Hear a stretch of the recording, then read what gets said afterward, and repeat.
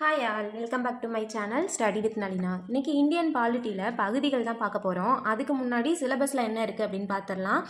Syllabus பார்த்தோம்னா இந்திய அரசியலமைப்பு, அரசியலமைப்பின் முகவுரை, அரசியலமைப்பின் முக்கிய கூறுகள், ஒன்றியம், மாநிலம் மற்றும் யூனியன் பிரதேசங்கள். நம்ம இந்த அரசியலமைப்புன்னு படித்தோம்னா அதில் இது எல்லாமே படிச்சிடணும்.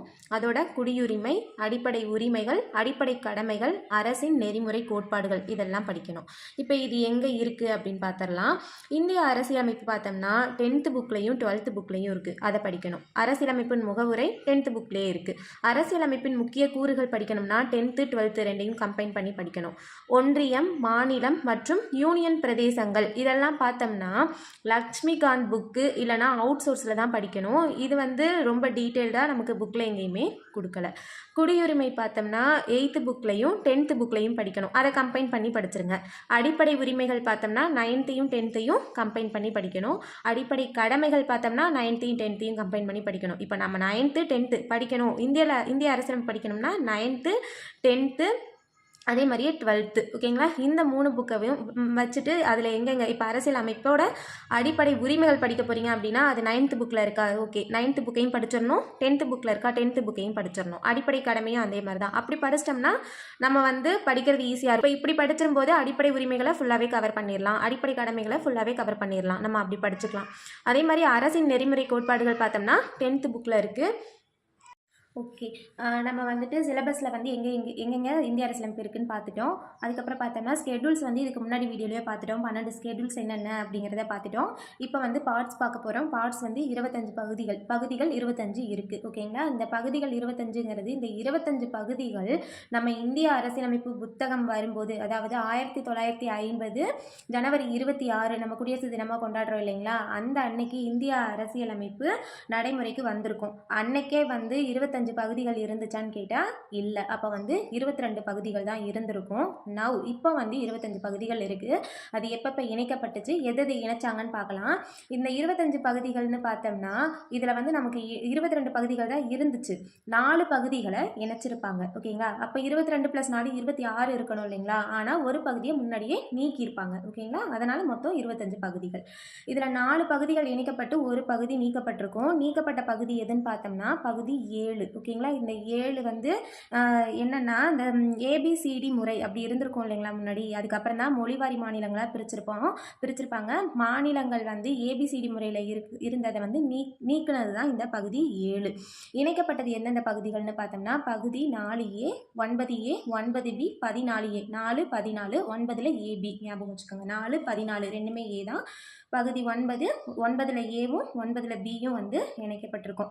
பகுதிகள் தொடர்பான சட்ட திருத்தங்கள் என்னென்னு பார்த்தோம்னா பகுதி 7. ஓகேங்களா? 7ங்கிறது சுதேச மாகாணங்கள், அப்புறம் பிரிட்டிஷ் இந்தியாவின் கவர்னர் ஆட்சி பகுதிகள், தலைமை ஆளுநரின் பகுதிகள், அப்புறம் பிரதேசங்கள் அப்படின்னு சொல்லிட்டு ஏபிசிடியாக வச்சுருப்பாங்க. ஓகேங்களா? அது 1956 மாநில மறுசீரமைப்பு சட்டம் மூலமாக இந்த ஏபிசிடி முறை நீக்கப்பட்டிருக்கும்.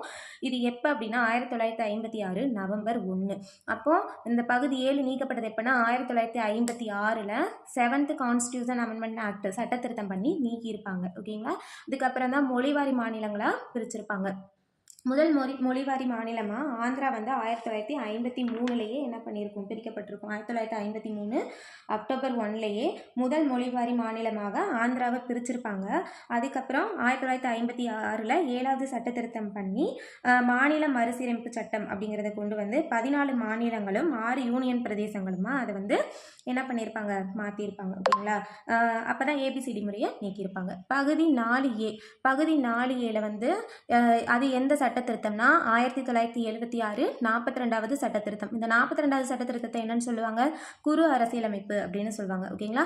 அடுத்து இது பாருங்க, பகுதி 4Aவும் 14Aவும் ரெண்டுமே 1976 42வது சட்ட திருத்தம் மூலமாக தான் சேர்க்கப்பட்டிருக்கும். அடுத்து பகுதி 9A 1992 74வது சட்ட திருத்தத்தில் சேர்க்கப்பட்டிருக்கும். பகுதி 9B 2011 97வது சட்ட திருத்தம் பண்ணி சேர்க்கப்பட்டிருக்கும். ஓகேங்களா? இப்போ 7 1956 7வது சட்ட திருத்தம் மூலமாக நீக்கப்பட்டிருக்கும். மற்ற நாளுமே சேர்த்துருப்பாங்க.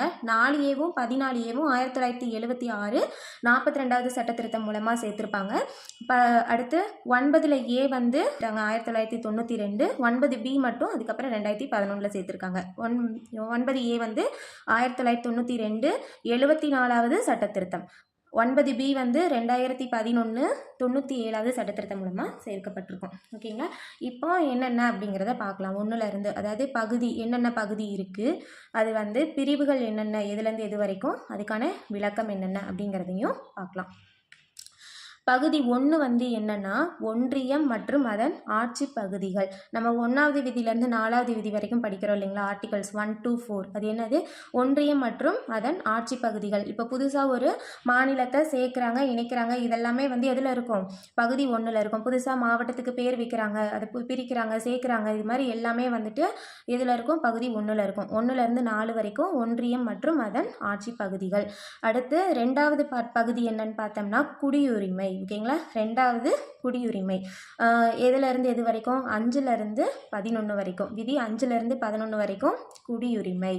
பகுதி 3 வந்து என்னன்னு பார்த்தோம்னா அடிப்படை உரிமைகள். பகுதி 3 வந்து அடிப்படை உரிமைகள். விதி வந்து 12லேருந்து 35 வரைக்கும்.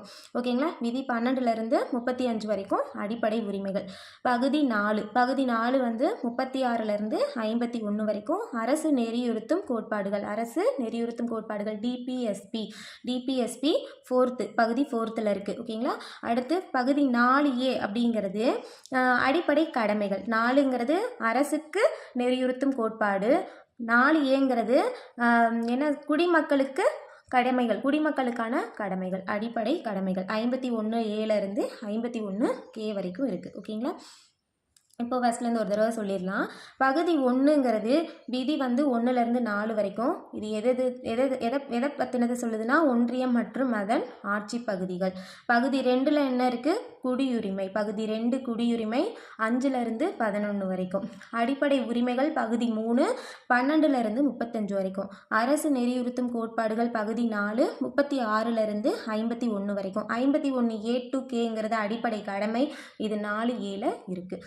5 வந்து மத்திய அரசு, 6 வந்து மாநில அரசு, 7 வந்து நீக்கப்பட்ட பகுதி. அதுதான் வந்து ABCD முறை, ஆர்டிகல் 238. ஓகே.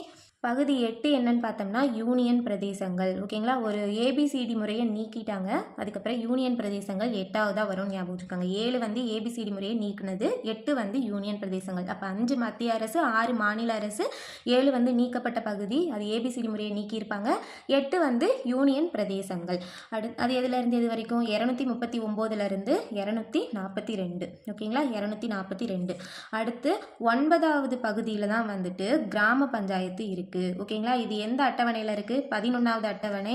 எத்தனாவது இதில் சேர்த்துருப்பாங்க, 1992 73வது சட்ட திருத்தத்தில் சேர்த்துருப்பாங்க. ஓகேங்களா. 73வது சட்ட திருத்தம் கிராம பஞ்சாயத்து, 74வது சட்ட திருத்தம் நகர பஞ்சாயத்து, ரெண்டுமே 1992.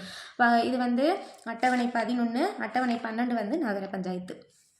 இது வந்து பகுதி எந்த பகுதியில் இருக்குன்னா 9வது பகுதி. 9Aங்கிறது எப்போ சேர்த்திருப்பாங்க, 1992 சேர்த்துனாங்க அப்படின்னு பார்த்துருப்போம் இல்லைங்களா, நகர பஞ்சாயத்து. 9B வந்து 2011 சேர்த்துருப்பாங்கன்னு பார்த்துருப்போம். இந்த 243லேருந்து 243 ZT இருக்குது இல்லைங்களா, அது வரைக்குமே பார்த்தோம்னா எல்லாமே எப்படி வருது, கிராம பஞ்சாயத்து, நகர பஞ்சாயத்து, கூட்டுறவு அமைப்பு. கிராமத்தையும் நகரத்தையும் என்ன பண்ணுறோம், ஒன்றா சேர்த்து வைக்கிறாங்க அப்படின்னு ஞாபகம் வச்சுக்கோங்க. 243 to 243 ZT. 243லேருந்து 243O வரைக்கும் கிராம பஞ்சாயத்து. கிராம பஞ்சாயத்தா அப்படின்னு ஞாபகம் வச்சுக்கோங்க. ஓகேங்களா. 243O 1992 73வது சட்ட திருத்தம் அட்டவணை 11 இருக்குது. அடுத்து ஓக்கு அப்புறம் என்னது, பி. 243 Pலேருந்து 243 ZG. ஓகேங்களா. இது எல்லாமே பாருங்கள், இதுக்கப்புறம் வர்றது ஃபஸ்ட்டு ஜியில் தான் இருக்குது. ஓகேங்களா. ஜி. அடுத்து ஜி நகர பஞ்சாயத்து. நகரத்தில் ஜிலாம் நிறைய இருப்பாங்க. ஜி இருக்குங்களா. நீங்களா ஜி அப்படின்னு கேட்போம்ல, நகரத்தில் ஜிலாம் நிறைய இருப்பாங்க அப்படின்னு ஞாபகம் வச்சுக்கோங்க. ஜி நகர பஞ்சாயத்து. அடுத்து ஹெச்லேருந்து T வரைக்கும் கூட்டுறவு. ஓகேங்களா. ஹெச்லேருந்து T வரைக்கும் டோட்டல். டீனா டோட்டல் ஞாபகம் வச்சுக்கணும். டோட்டல்னால் என்னது, கூட்டுறது தானே, கூட்டினா வர்றது தானே டோட்டல். இப்போ ZTங்கிறது டோட்டல், கூட்டுறவு அமைப்பு. 243 ZHலேருந்து 243 ZT வரைக்கும் கூட்டுறவு அமைப்பு. இப்போ இது ஞாபகம் ஞாபகம் வருதான்னு பாருங்கள். 5வது வந்து மத்திய அரசு, 6வது வந்து மாநில அரசு, 7வது வந்து நீக்கப்பட்ட பகுதி ஏபிசிடி முறையை நீக்கியிருப்பாங்க, 8வது வந்து யூனியன் பிரதேசங்கள், 9ல் வந்து 243ல் ஆரம்பிக்கும், ஓ வரைக்கும் கிராம பஞ்சாயத்து. அடுத்து 243 Pலேருந்து 243 ஜி வரைக்கும். ஜி நீங்களா ஜி நகரத்துலேருந்து வந்திருக்கீங்களா அப்படின்னு கேட்குற மாதிரி ஞாபகம் வச்சுக்கோங்க. இதெல்லாம் வந்து கொஞ்சம் ஞாபகம் வச்சுக்கிறதுக்காக நான் வந்து சொல்கிறது. ஓகே, அடுத்து ஜி நகர பஞ்சாயத்து. அடுத்து பாருங்கள் 9ல் பி வந்து 2011 சேர்த்துருப்பாங்க இல்லைங்களா, கூட்டுறவு அமைப்பு. அப்போ கூட்டுறவுனா டோட்டல் டி வரைக்கும் 243 டி வரைக்கும். அடுத்து 10வது வந்து 244 அட்டவணைப்படுத்தப்பட்ட மக்கள் வாழும் பகுதிகளோட நிர்வாகம் எங்கே இருக்குது? 10வது அட்டவணையில் இருக்குது. 10வது பகுதியில் அட்டவணைப்படுத்தப்பட்ட மக்கள் வாழும் பகுதிகளோட நிர்வாகம் இருக்குது. 244 to 244A. ஓகேங்களா. அடுத்து 11 பார்த்தோம்னா 245லேருந்து 263 மத்திய மாநில அரசுகளுக்கு இடையான சட்ட மற்றும் நிர்வாக உறவுகள் எங்கே இருக்குது? 245லேருந்து 263. 11வது பகுதி என்னதுன்னா மத்திய மாநில அரசுகளுக்கு இடையான சட்டம் மற்றும் நிர்வாக உறவுகள் 245லேருந்து 263 வரைக்கும். 12வது பகுதி என்னன்னு பார்த்தோம்னா 264லேருந்து 300A. இந்த 300ங்கிறது என்னது? சொத்துரிமை. ஓகேங்களா. இது அடிப்படை உரிமையிலேருந்து கொண்டாந்து இங்கே வச்சுருப்பாங்க இல்லைங்களா. இது வந்து மத்திய மாநில அரசுகளுக்கு இடையேயான நிதி சார்ந்த உறவுகள் என்னது? வழக்கு மற்றும் சொத்து. ஓகேங்களா. 264லேருந்து 300A. 13வது என்னன்னு பார்த்தோம்னா 301லேருந்து 307. 301லேருந்து 307 மாநில அரசுகளுக்கு இடையேயான வாணிபம், வர்த்தகம் மற்றும் போக்குவரத்து தொடர்பான உறவுகள் எங்கே இருக்குது? பகுதி 13ல் இருக்குது. ஓகேங்களா. அடுத்து 14வது பகுதி 308லேருந்து 323 வரைக்கும் விதிகள். மத்திய மற்றும் மாநில அரசு பணியாளர் தேர்வாணையங்கள். மத்திய மாநில அரசு பணியாளர் தேர்வாணையங்கள்லாம் வந்து 14வது பகுதியில் இருக்குது. 14வது பகுதியில் மத்திய மாநில அரசு பணியாளர் தேர்வாணையங்கள் 308லேருந்து 323 வரைக்கும் விதிகள். ஓகேங்களா. இது சரத்துனாலும் ஒன்று தான், பிரிவுனாலும் ஒன்று தான், விதிகள்னாலும் ஒன்று தான். ஆர்டிகல்னு படிக்கிறோம் இல்லைங்களா அது. அடுத்து 14ல் ஏ படித்தோம் இல்லைங்களா. 4A சேர்த்துருப்பாங்கன்னு படிச்சிருப்போம், 14A சேர்த்துருப்பாங்கன்னு படிச்சிருப்போம். 14A என்னது? தீர்ப்பாயங்கள். கவர்மெண்ட் ஸ்டாஃபோட பெட்டிஷன்ஸ். கவர்மெண்ட் ஸ்டாஃப் யார்? ஐஏஎஸ், ஐபிஎஸ், கவர்மெண்ட் ஸ்டாஃப் ஃபுல்லாகவே. ஓகேங்களா. தீர்ப்பாயங்கள் 323A, 323B. ஓகேங்களா. அடுத்து 15வது என்னன்னு பார்த்தோம்னா தேர்தல் ஆணையம். இந்திய தேர்தல் ஆணையம் 15. 14 வந்து மத்திய மாநில அரசு பணியாளர் தேர்வாணையங்கள். 14A வந்து புதுசாக சேர்த்திருப்பாங்க. எப்போ சேர்த்துனாங்க? 1976ல். தீர்ப்பாயங்கள் அப்படிங்கிறது 14A. 15 வந்து இந்திய தேர்தல் ஆணையம் 324லேருந்து 329A வரைக்கும் விதிகள். அடுத்து 16 வந்து பார்த்தோம்னா 330லேருந்து 342 வரைக்குமான விதிகள். சில வகுப்பினருக்கான சிறப்பு விதிகளை கொண்டுள்ளது. யார் யார் அந்த சில வகுப்பினர்கள்? ஆங்கிலோ இந்தியர்கள், அட்டவணைப்படுத்தப்பட்ட மக்கள், சிறுபான்மையினர், பிற்படுத்தப்பட்ட மக்கள், இவங்கெல்லாம் இருக்காங்க இல்லைங்களா. இவங்களுக்கான சிறப்பு விதிகள் எதில் இருக்குது? 16ல் இருக்குது.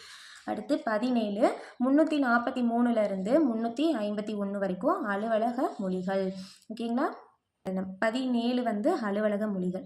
18 வந்து 352லேருந்து 360 வரைக்குமான விதிகள் இருக்கும். 19 வந்து 361லேருந்து 367 வரைக்கும் பல வகைப்பட்ட விதிகள் அல்லது இதர விதிகள். பல வகைப்பட்ட விதிகளும் இதர விதிகளும் எதில் இருக்குது?